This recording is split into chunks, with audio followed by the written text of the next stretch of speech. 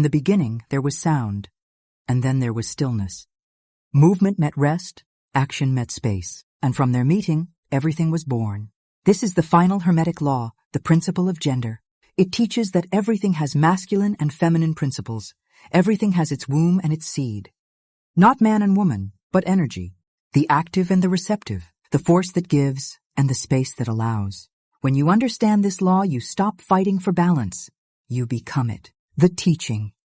The ancients knew creation could only exist through polarity working in harmony. The masculine principle gives direction, intention, and focus.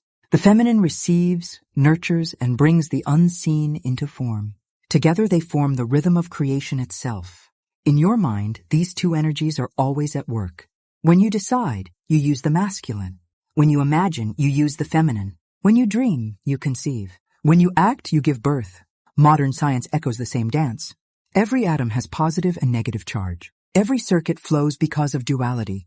Without one, there is no movement. Without both, no life.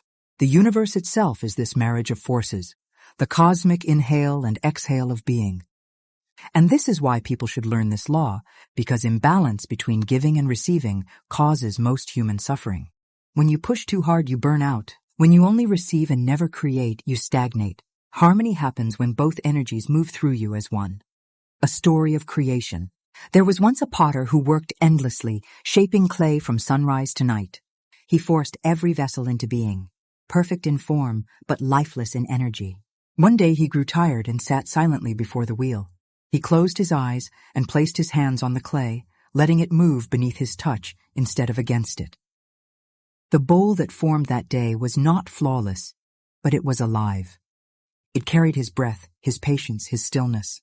He realized then that creation isn't control, it's cooperation. Masculine will guides, feminine flow receives. Together they make art. That is the secret of the universe. All things are born from the union of motion and rest, thought and feeling, fire and water. Daily practice, living the law of gender. One balance doing with being. Each morning, plan your day, masculine, then take one quiet minute to feel it into existence, feminine. That's conscious creation. Create, then receive. When you act, do it with clear intent, but after action, step back and allow results to arrive naturally. Force blocks flow, surrender completes it. Dialogue between energies. Ask yourself, am I pushing when I should be listening? Am I waiting when I should be moving? Let your inner masculine and feminine take turns leading. Nurture something. Plant a seed, paint, cook, or build. Any act where the idea meets form is sacred balance. 5. Reflect at night. Write down one thing you gave and one thing you received today. If both exist, you live the law. The integration, why this law matters.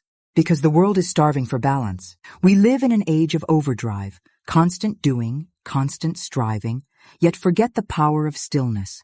Likewise, some drown in passivity, dreaming without ever bringing the dream to life. When you bring both energies into harmony, you move with effortless grace. You stop chasing and start magnetizing. You stop demanding and start inviting. You stop dividing yourself and start creating as wholeness. This principle doesn't ask you to be half of something. It asks you to remember you were always both. Closing reflection. Close your eyes and imagine the universe breathing through you. Feel the pulse of doing and the pause of being, two halves of one eternal breath. You are the seed and the soil, the spark and the silence, the sun and the moon. When they meet within you, creation happens. This is the final Hermetic lesson, not to worship opposites, but to marry them. For in balance, you become the living bridge between heaven and earth. Thank you for walking this Hermetic journey with me.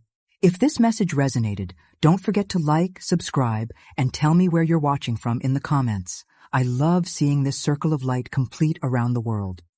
And though this is the final principle, it's also a beginning, because knowing these 7 laws means you now hold the keys to your own alchemy.